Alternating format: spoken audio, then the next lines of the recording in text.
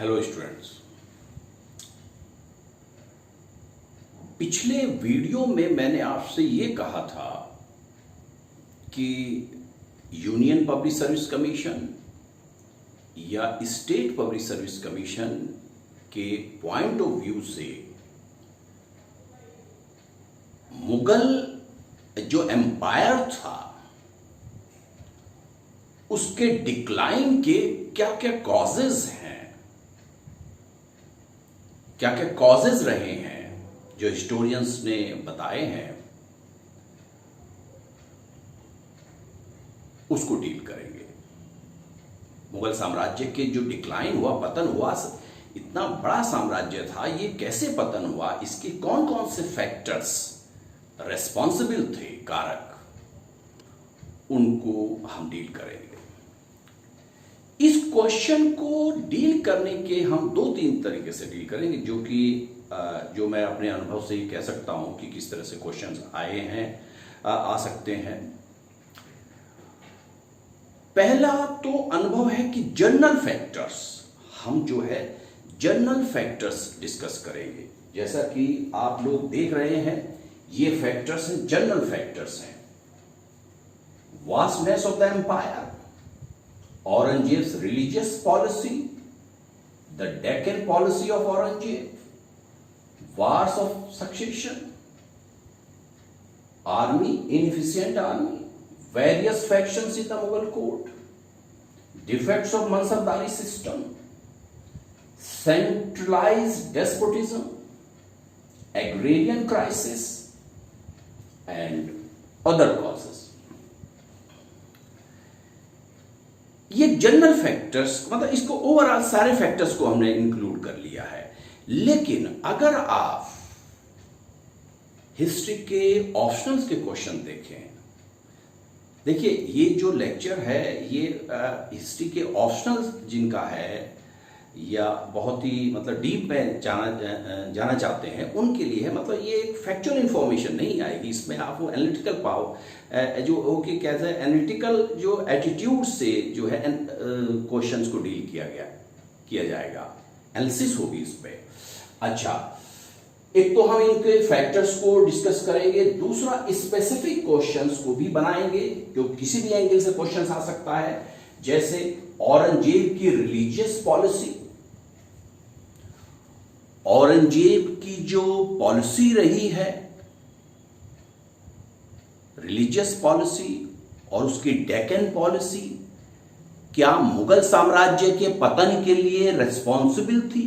ये एक अलग टॉपिक बनेगा और इस पे एक अलग से वीडियो तैयार किया जाएगा। स्पेसिफिक एक थ्रस्ट रहेगा उसी पे कि अगर किस तरह से क्वेश्चंस आए तो आपके कौन कौन से पॉइंट्स उस क्वेश्चंस में आने चाहिए, उस क्वेश्चन के आंसर में कौन कौन से पॉइंट्स इंक्लूड करने चाहिए, वो एक नेक्स्ट वीडियो बनेगा, उसमें हम आप देंगे। अच्छा, अगर आपने हिस्ट्री के ऑप्शनल्स के अनसोल्ड पेपर देखे हो तो यहां भी क्वेश्चंस आ रहे हैं। मनसबदारी सिस्टम, एग्रेरियन क्राइसिस, जो अगर आप ये देखें कि जो इंस्टीट्यूशनल फैक्टर्स थे, जो इंस्टीट्यूशनल क्राइसिस थी, उसकी वजह से क्या मुगल साम्राज्य का पतन हुआ? Institutional crisis led to the decline of the Mughal empire, ये क्वेश्चन आ चुका है। अगर आप कहां आया, यूनियन पब्लिक सर्विस कमीशन में आया या किसी स्टेट पब्लिक सर्विस कमीशन में, शायद ये उत्तर प्रदेश पब्लिक कमीशन में आया है, लेकिन आप लोग इसको देख लेना। लेकिन ये इंस्टीट्यूशनल बेस्ड क्वेश्चन है, स्पेसिफिक क्वेश्चंस आने लगे हैं। इसको हालांकि यहाँ शॉर्ट में तो डील करेंगे, इन पॉलिसी को देखें, ये अलग से वीडियो इस पर बनाएंगे। Religious policy of Aurangzeb, mansabdari system, agrarian crisis, इन पे अलग से भी बनाएंगे हम। फिलहाल इनको टॉपिक्स को जो है ये फैक्टर्स हैं, इनको हम डील करने जा रहे हैं। मुगल एम्पायर जिसकी नींव बाबर ने 1526 में रखी और रफली जो 1857 तक ये चला। 1857 का विद्रोह हुआ, बहादुर शाह सेकंड को ब्रिटिश ने अपनी कस्टडी में ले लिया और उनको निर्वासित कर दिया, डिपोर्ट कर दिया म्यांमार, जिसको बर्मा भी आप कहते हैं। वहीं पर उनकी 1862 में डेथ हो गई। यानी कि मुगल साम्राज्य लगभग 3 शताब्दियों से तक अस्तित्व में रहा। बाबर से लेकर बहादुर शाह सेकंड तक हमने आपको काफी डिटेल में ये इनके शासकों के विषय में बताया है। जो हमारे पुराने स्टूडेंट्स हैं उनके लिए तो पूरा मुगल भी हमने आपको पढ़ा चुके हैं, और वीडियो लेक्चर तो हालांकि शुरू हुए लेटर मुगल से ही शुरू हुए हैं, लेकिन लेटर मुगल से भी हम पढ़ा चुके हैं। तो हम आज मेन पॉइंट ऑफ व्यू से इस एरिया को लेंगे, मुगल एम्पायर जो है इसके डिक्लाइन के क्या फैक्टर्स थे। 1526 में 1526 में बाबर ने नींव रखी और 1857 तक रफली ये चला, बहादुर शाह सेकंड तक। ये मुगल एम्पायर इतना बड़ा वास्ट था, आजकल पूरा हिंदुस्तान लगभग, बांग्लादेश, पाकिस्तान, अफगानिस्तान तक सीमा इस साम्राज्य की टच करती थी, स्पर्श करती थी। और इस साम्राज्य के विस्तार में काफी बड़ी भूमिका रही अकबर की। उन्होंने बड़ी समझदारी से इसको बढ़ाया। तो कौन कौन से फैक्टर्स थे जो उत्तरकालीन मुगल, जो लेटर मुगल्स, जो रूलर्स हुए हैं, एम्परर्स, वो इस एम्पायर को इंटैक्ट नहीं रख पाए, इसको बना नहीं सके, मतलब अस्तित्व में नहीं रह सका ये एम्पायर, और ये विघटन हो गया, इसका विघटन हो गया। ये फैक्टर्स हैं, इनको हम वन बाय वन डील करेंगे। Vastness of the empire. देखिए, मैंने आपको औरंगजेब जब पढ़ाया था, जो स्टूडेंट्स हैं हमारे उनको मैंने पढ़ाया था डिटेल में, कि औरंगजेब के समय मुगल एम्पायर जो है वो टेरिटोरियल पॉइंट ऑफ व्यू से अपने क्लाइमेक्स पे, अपने जेनिथ पे पहुंच चुका था।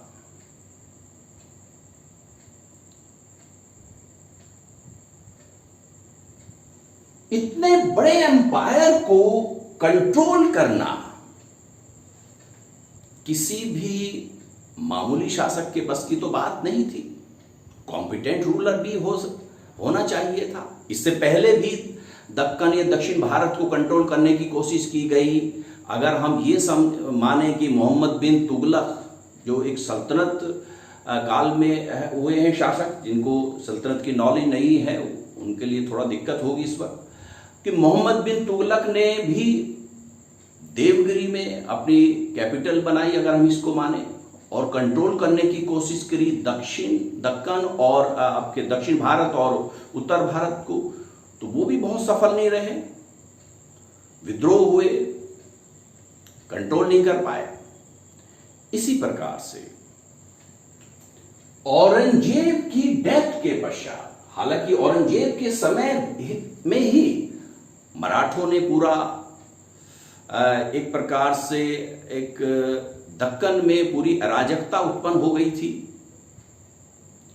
मुगल साम्राज्य या मुगल प्रशासन पूरी तरह से फेल हो चुका था। कहने का मतलब है कि एम्पायर जो है इतनी बड़ा इसकी विशाल हो गया था, कि इसको कोई भी एक सक्षम शासक ही, एक सक्षम रूलर ही, एम्परर ही इसको रूल कर सकता था, कंट्रोल कर सकता, इसको मैनेज कर सकता था। उत्तर मुगल काल में जो शासक हुए, बहादुर शाह फर्स्ट, जहांदार शाह, फर्रुखशियर, ये सब जो लाइन है जो मैंने आपको पहले पढ़ाई है, इनमें कोई भी एक ऐसा शासक नहीं हुआ, एम्परर नहीं हुआ, जो इस विशाल साम्राज्य को बनाए रख सके, इंटैक्ट रख सके। तो vastness of the empire. Second जो कॉज है, हालांकि इसका अलग से मैं एक वीडियो बनाऊंगा, मैंने आपसे पहले बताया है, औरंगजेब्स रिलीजियस पॉलिसी। इतिहासकारों ने औरंगजेब की धार्मिक नीतियों को भी मुगल साम्राज्य के पतन के लिए कारण माना है।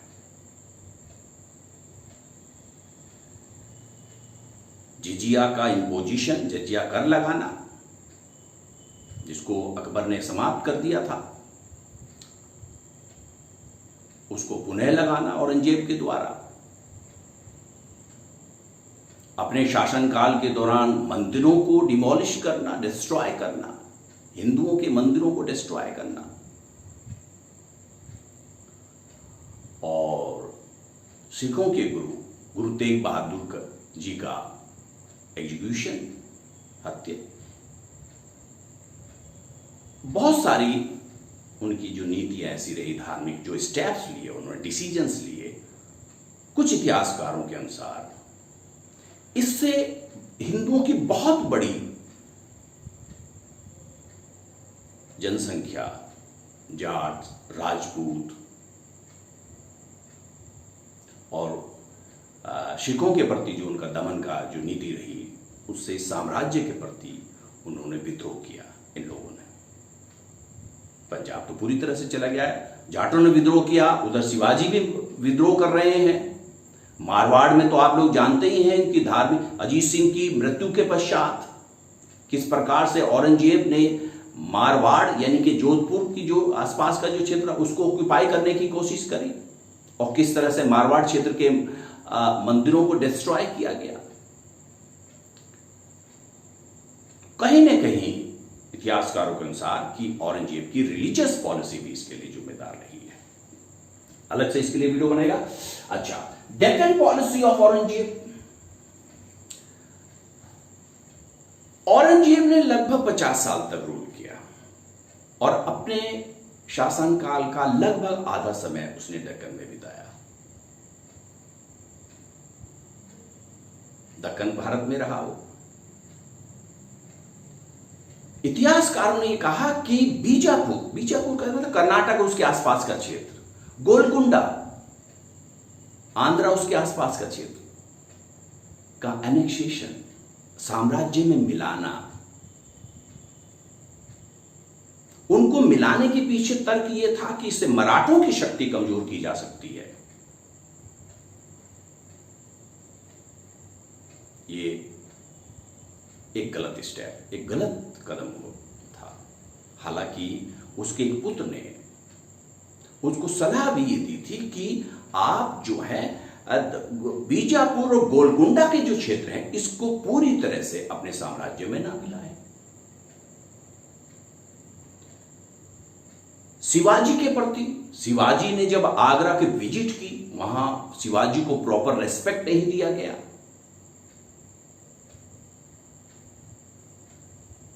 लेनपूल इतिहासकार हैं। लेनपूल ने साफ कहा है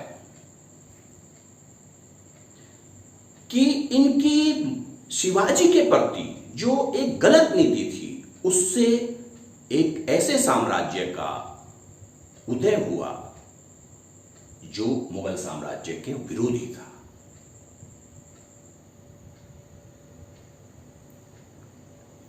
शिवाजी की डेथ 1680 में होती है। उसके पश्चात उनका पुत्र संभाजी गद्दी पर बैठते हैं। मैंने आपको ये बताया था पहले। संभाजी का एग्जीक्यूशन, संभाजी की हत्या।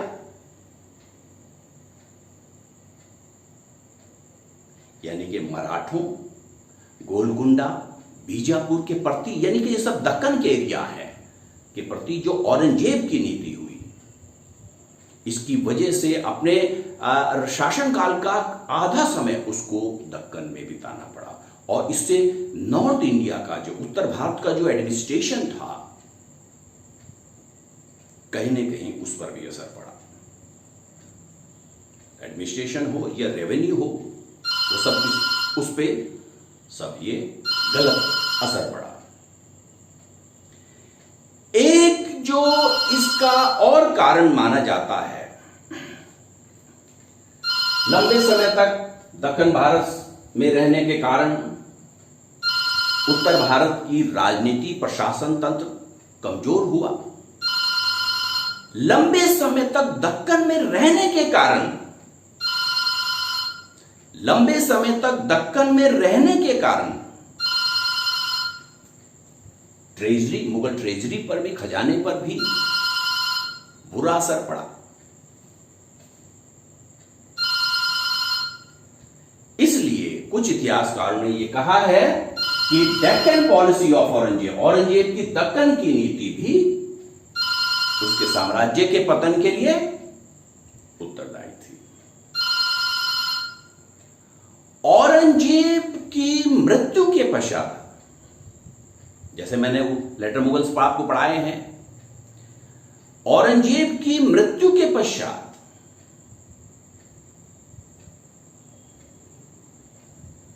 उत्तराधिकार का एक लंबा संघर्ष शुरू हुआ। हालांकि उत्तराधिकार के लिए पहले भी संघर्ष होते रहे हैं, लेकिन ये जो उत्तराधिकार का गद्दी पर कौन बैठेगा, बहादुर शाह का मैंने आपको पढ़ाया है किस तरह से, फर्रुख शेर कैसे बैठे, मोहम्मद शाह रंगीले कैसे बैठे। उत्तराधिकार के जो गद्दी पर वार सक्सेशन हुआ, उत्तराधिकार के जो युद्ध हुए, उसमें भी मुगल साम्राज्य कमजोर हुआ। इस समय उत्तर मुगल काल में सिर्फ जो एम्परर है वो पपेट, एक कठपुतली बनकर रह गए हैं। बड़े बड़े नॉबल, वजीर, ये जिसको चाहते थे उसको गद्दी पर बिठाते थे, जिसको चाहते थे नहीं बिठाते थे।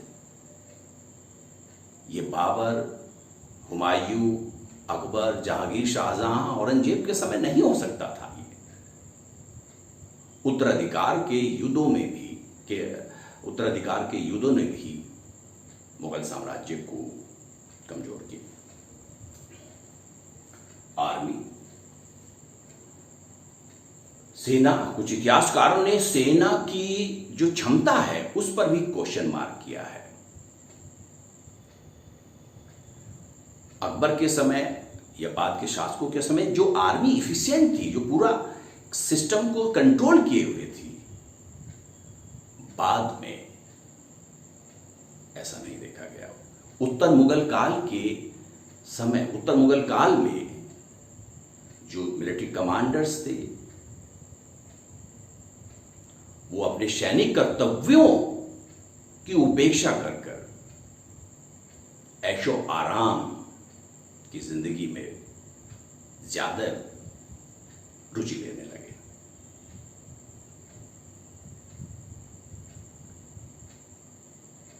देखिए, मैंने पहले भी ये कहा है कि यूरोपियंस ऑलरेडी हैं। नेवी,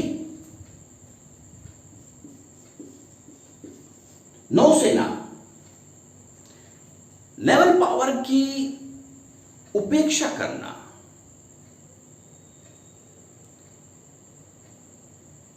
भी कुछ इतिहासकारों ने कहा है कि मुगल साम्राज्य के पतन का एक कारण है। क्योंकि भारत में जो यूरोपियंस आए वो जलमार्ग से आए, सी रूट से आए, और उन्होंने पहले कोस्टल एरिया में अपने ट्रेडिंग स्टेशंस बनाए, फैक्ट्री एस्टेब्लिश की।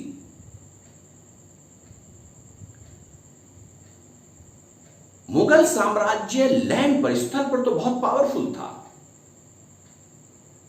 लेकिन थ्रू हिस्ट्री अगर हम मुगलों की देखें, पूरा इतिहास देखें, नेवी मुगलों की कभी भी सशक्त नहीं रही, कभी भी पावरफुल नहीं रही।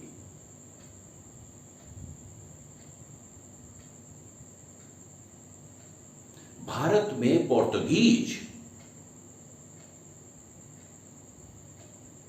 अपनी नेवल पॉइंट पावर के बेसिस पर ही अपनी नींव जमाने में सफल रहे थे। समय के साथ साथ इस पावर की उपेक्षा करना भी मुगलों के लिए हानिकारक हुआ। Various factions in the Mughal court, जैसे मैंने पहले कहा, आपको पढ़ाया, इसके बारे में आपको मैं बता चुका हूं कि मुगल काल में बहुत सारे, मुगल काल में खासकर उत्तर मुगल काल में बहुत, कहने का मतलब यह है कि गुट बन गए थे दरबार में। ये मैंने आपको बता चुका है। ईरानी जो रशिया से आए थे, ईरान से, तुरानी सेंट्रल एशिया, हिंदुस्तानी, अफगान्स, मराठा, इन सब के गुट बन गए थे। हिंदुस्तानी, अफगान, तुरानी, ईरानी, इन प्रकार के आपो के गुट बन गए थे और ये गुट अपने इंटरेस्ट के लिए, अपने हितों के लिए लड़ा करते थे। इनकी अपनी जो म्यूचुअल राइवलरी थी, इनका जो संघर्ष था, उससे मुगल साम्राज्य कमजोर हुआ, उससे मुगल साम्राज्य कमजोर हुआ। डिफेक्ट्स ऑफ मनसबदारी सिस्टम, मैंने पहले भी कहा कि इसको मैं अलग से एक वीडियो बनाऊंगा आपको। डिफेक्ट्स ऑफ मनसबदारी सिस्टम,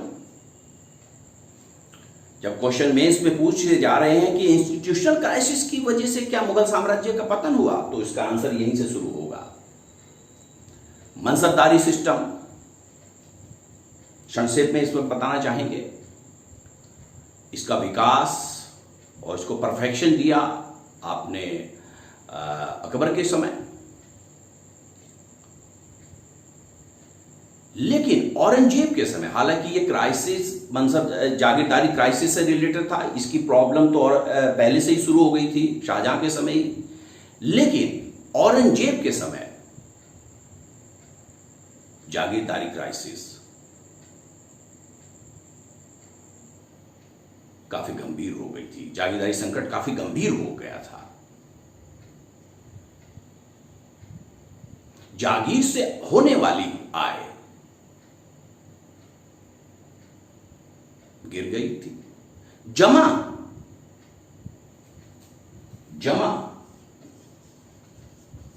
और हाशिल, जमा यानी कि वहां से कितना, किसी जागीर से, किसी टेरिटरी से कितना रेवेन्यू आएगा, और हाशिल, इसके बीच में अंतर आने लगा था। जागीरदार की जो था एंट्री थी, वो ऑन रिकॉर्ड तो थी, कागजों में तो जागीरदार था वो व्यक्ति, लेकिन उसको जागीर नहीं मिलती थी।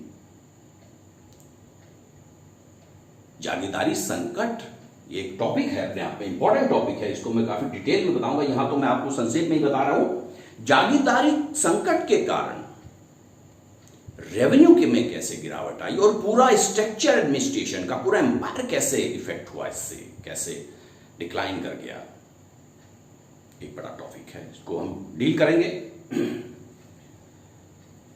सेंट्रलाइज्ड डेस्पोटिज्म,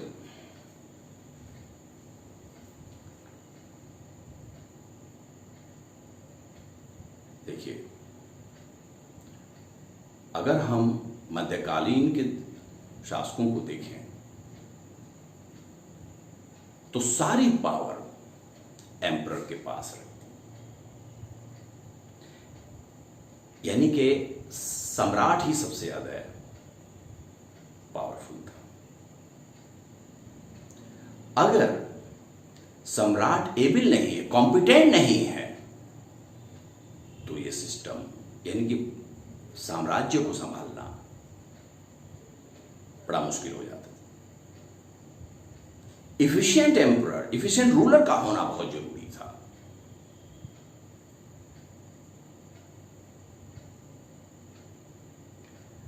इसलिए कारण भी माना जाता है एग्रेरियन क्राइसिस, कृषि संकट। कुछ इतिहासकारों ने कृषि संकट को भी मुगल साम्राज्य के पतन का एक कारण माना है।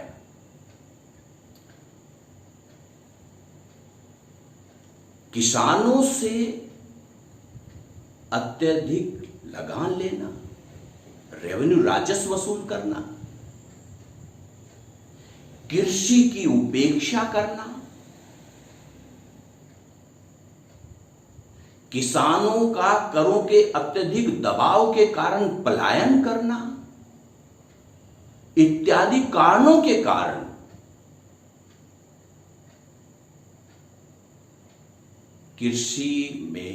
कृषि से होने वाली आय में गिरावट आई।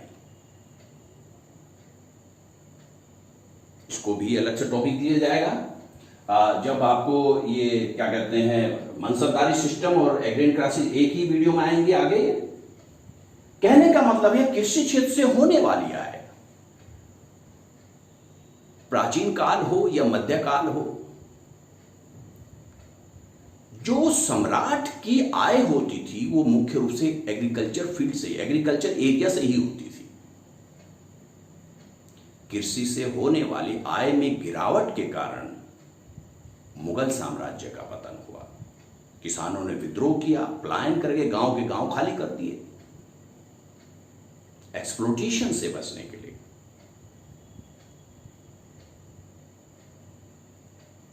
इन्होंने ऐसे किया। अदर कॉजेस, मुगल साम्राज्य के पतन के लिए अन्य कारक भी माने जाते हैं। उदाहरण के लिए नादिर शाह का अटैक, नादिर शाह का आक्रमण,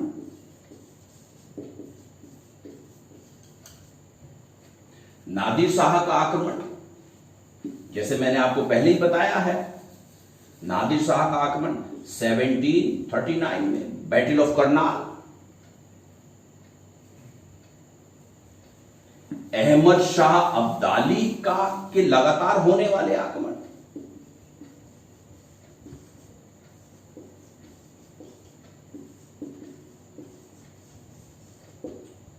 अहमद शाह अब्दाली के लगातार होने वाले आक्रमण। इन आक्रमणों ने मुगल साम्राज्य को न केवल आर्थिक क्षति पहुंचाई, अपितु अन्य ताकतें जो मुगल साम्राज्य के विरुद्ध में थी, उसके जो अगेंस्ट थी, उनको मजबूती बनी। इन्हीं सब कारणों से मुगल साम्राज्य बड़ी तेजी के साथ पतन हो रहा था। भारत में क्षेत्रीय राज्यों का उदय हुआ, यानी कि नादिर शाह और अहमद शाह अब्दाली के कारण, और भारत में क्षेत्रीय राज्यों का उदय। बंगाल में मुर्शीद कुली खान, हैदराबाद में निजामुल मुल्क, इधर मथुरा, भरतपुर और आगरा के आसपास जाट, और दक्कन महाराष्ट्र और उसके आसपास के क्षेत्र में मराठा, पूरा राजपूताना राजपूतों के अधीन चला गया। यानी कि उत्तर मुगल काल में जो क्षेत्रीय राज्य हुए, उससे क्या प्रभाव हुआ? उसका प्रभाव यह हुआ कि जो एम्पायर का जो टेरिटरी थी, क्षेत्र था, वो श्रिंक करने लगा, दिल्ली और उसके आसपास तक ही रह गए, पंजाब भी हाथ से चला गया। अदर कॉजेज में ये है। एक और अदर कॉजेज में हम कह सकते हैं, वैसे तो बहुत सारे वजह भी हो सकती हैं, इस वक्त जो भारत में यूरोपियंस भी थे,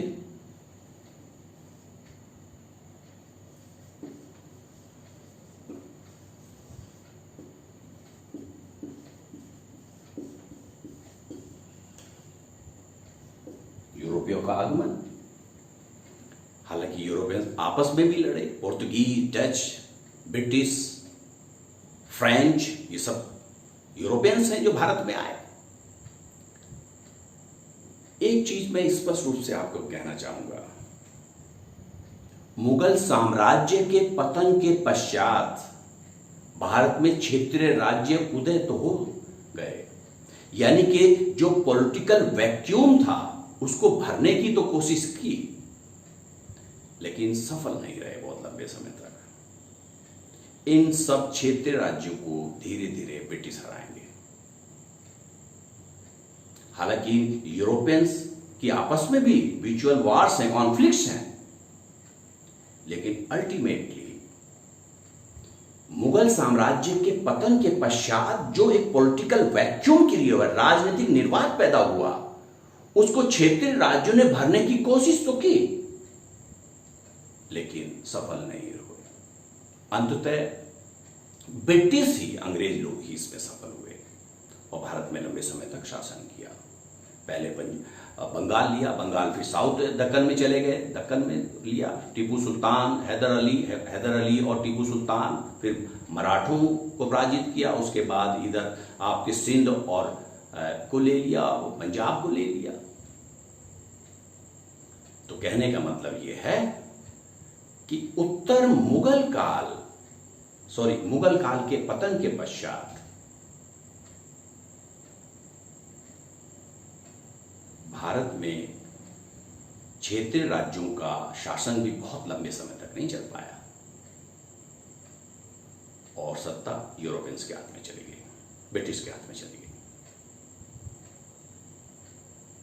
नेक्स्ट वीडियो में हम औरंगजेब की रेस्पॉन्सिबिलिटी, उत्तरदायित्व मुगल साम्राज्य के पतन के लिए ये डिस्कस करेंगे, और एक टॉपिक जो है मनसबदारी सिस्टम और जो है एग्रेरियन क्राइसिस पे डील करेंगे। क्या ये भी वजह रही है और मुगल साम्राज्य के पतन के लिए, इसको डिटेल में करेंगे और ये जरूरी भी है क्योंकि उधर क्वेश्चंस का जो थ्रस्ट है, जो एक जोर है, वो इधर ही आ गया है, स्पेसिफिक एरिया में मनसबदारी सिस्टम और एग्रेरियन क्राइसिस वगैरह आ गया है, उसे इसको डील करेंगे। Okay, next.